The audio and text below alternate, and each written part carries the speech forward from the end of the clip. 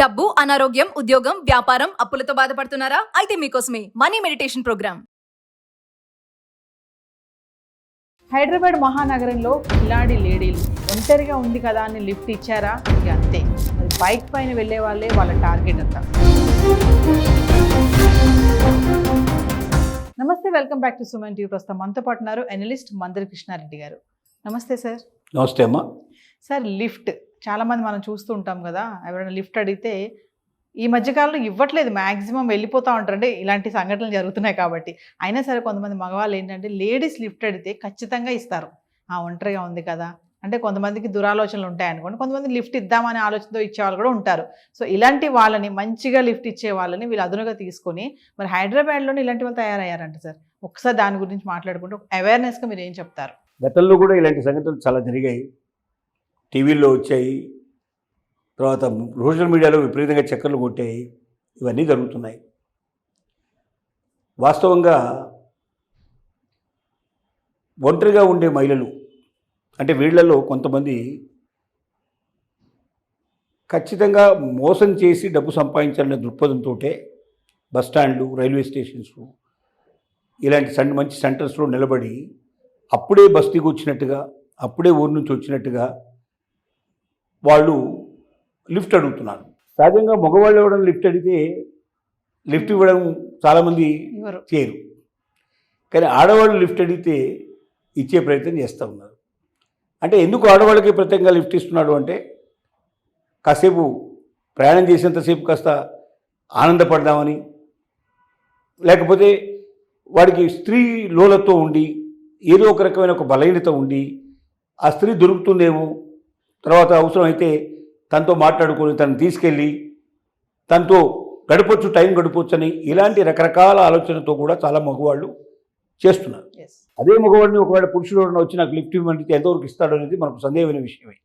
అంటే పురుష బలహీనతను ఆధారం చేసుకొని దాన్ని తనకు అనుగుణంగా మలుచుకొని డబ్బు సంపాదించాలనే ఉద్దేశంతో ఈ మధ్య కొంతమంది లేడీస్ ఎక్కువగా, అంటే వీళ్ళు ప్రొఫెషనల్స్, వీళ్ళు నిజమైన వాళ్ళు కాదు, ప్రొఫెషనల్స్. వీళ్ళు ప్రొఫెషనల్స్ ఏం చేస్తున్నారంటే అక్కడ నిలబడి ప్రత్యేకంగా బైక్ మీద వచ్చేటువంటి వాళ్ళు, టూ వీలర్ మీద వచ్చే వాళ్ళని చూసుకొని వాళ్ళని ఆపేసి కాస్త నాకు లిఫ్ట్ ఇస్తారా, నేను ఇప్పుడే బస్తీకి వస్తున్నాను, నాకు మా వాళ్ళ దగ్గరికి వెళ్ళాలి, నాకు అడ్రస్ సరిగ్గా తెలియదు అని ఆ రకంగా బురుడు కొట్టి చేసేసి ఎక్కుతున్నారు.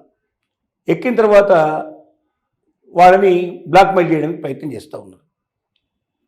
ఇంకా కొంతమంది ఏంటంటే పోలీసు వాళ్ళనే ప్రత్యేకంగా పోలీసు వాళ్ళ దగ్గర వాళ్ళకే లిఫ్ట్ ఎక్కి హోమ్ గార్డ్స్ కానీ పోలీసులు కానీ లేట్ నైట్లో వాళ్ళ బైక్ ఎక్కేసి వాళ్ళ ఫోన్ నెంబర్ తీసుకొని మా వాళ్ళకి అర్జెంటుగా ఫోన్ చేయాలని ఫోన్ చేసేసి ఆ ఫోన్ నెంబర్ పెట్టుకొని వాళ్ళ దగ్గర నెక్స్ట్ డే ఫోన్ చేసేసి వాళ్ళని ఎక్కడికో రమ్మని చెప్పడం, వచ్చిన తర్వాత వాళ్ళని డబ్బులు డిమాండ్ చేయడం, వాళ్ళు ఇవ్వకపోతే నన్ను రేప్ చేయడానికి ప్రయత్నం చేస్తున్నామని చెప్పి నేను అల్లరి చేసి గొడవ చేస్తానని పోలీసులనే బెదిరించేటువంటి పరిస్థితులు ఏర్పడుతున్నాయి.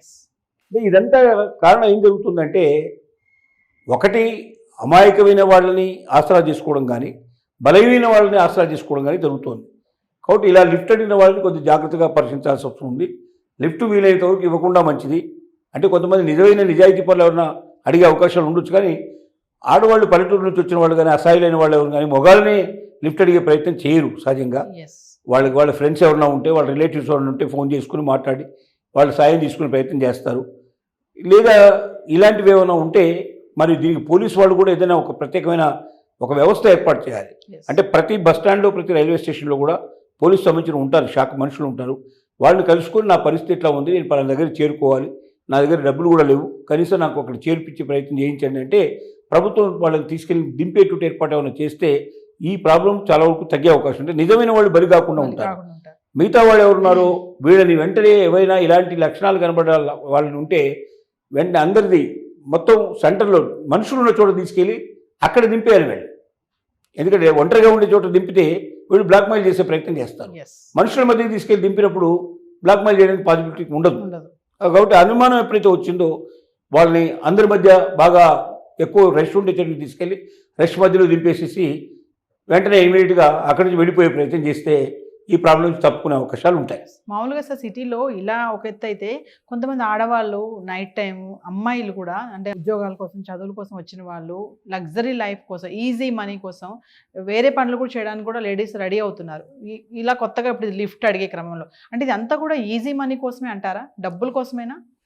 అంటే ఇప్పుడు ఈ అమ్మాయిలు చేస్తుంది అయితే ఈజీ మనీ కోసమే.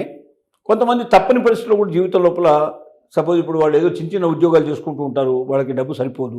కొంతమంది లగ్జూరియస్ లైఫ్ గడిపే వాళ్ళు కూడా ఉంటారు. కొంతమంది హాయిగా ఉండాలి, పెద్దగా ఉండాలి, గొప్పగా ఇంట్లో ఉండాలి, మంచి కారు మెయింటైన్ చేయాలి, డబ్బులు కావాలి. అలాంటి లగ్జూరియస్ లైఫ్ కొడుకున్న వాళ్ళకి మరి వాళ్ళు ఉన్నది మధ్యతరగతిలో ఎక్కడ ఉంటారు, వాళ్ళ లగ్జూరియస్ దొరకదు వాళ్ళకి.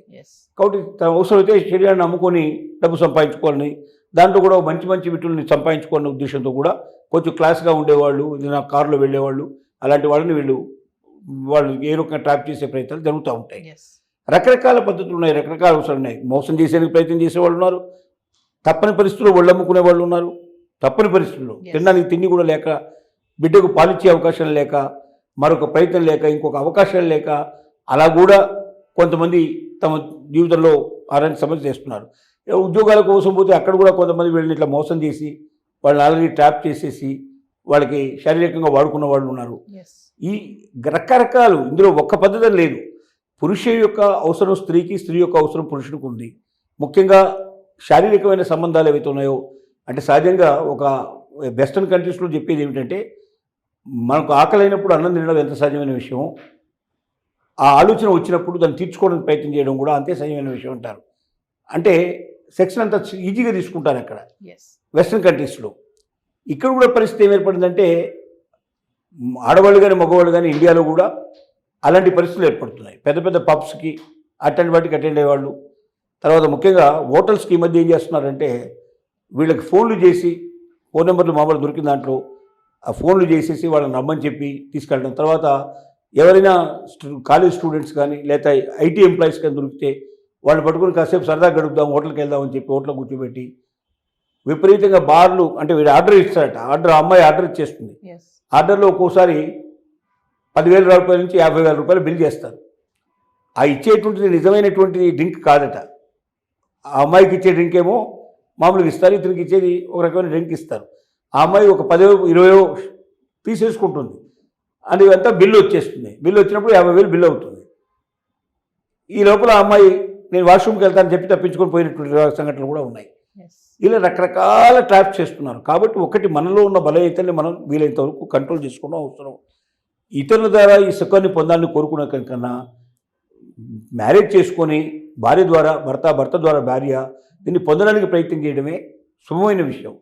ఎందుకంటే ఇలాంటి ఏ ట్రాప్లో పడ్డా డబ్బుకు డబ్బు పోతుంది, జీవితం లోపల చెడ్డ పేరు వస్తుంది, 10 మందికి తెలిస్తే అసహ్యంగా పరిస్థితి ఏర్పడుతుంది, మనకున్న పరువు మర్యాదలు కూడా పోయే అవకాశాలు ఉంటాయి. వీలైనంత వరకు దాన్ని పాటించడం మంచిదేమో అని మనం సలహా ఇవ్వగలుగుతాం. Thank you sir.